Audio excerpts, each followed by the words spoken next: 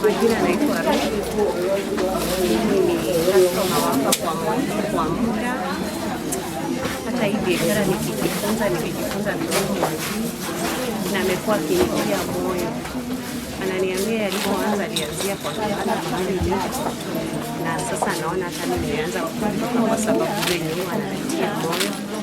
Na pia vitu zenye ninauziwa kwa vitu za kodi nzuri. Kwa majina naitwa Alice Nekesa Wafula, tunatoka Kimilili Sub-County. Tumekuja Bungoma kwa duka ya Mwangi ambayo inaitwa Bungoma General Clothes. Nimekuja kwa sababu ya Christmas imefika na kuna bidhaa kadhaa ambayo tunatafuta mahali hapa.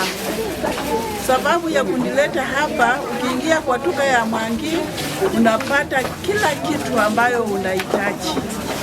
Asante. Kwa majina naitwa Constance Wamalwa. Mimi ni mkazi hapa Bungoma. Leo ni msimu wa Christmas, tumekuja hapa kwa duka ya Bungoma General Clothes ambayo inajulikana sana kama Mwangi. Mwangi kwa upande wetu amekuwa mfanyabiashara mzuri sana ambaye amechangia uchumi wa Bungoma wetu kukua. Ukiangalia hapo kutazama watu ni wengi, ameandika vijana wetu na wasichana wetu kazi ambapo anachangia sana ile mambo wanasema ati uchumi, watu wafanye kazi hapa Mwangi ameandika sana.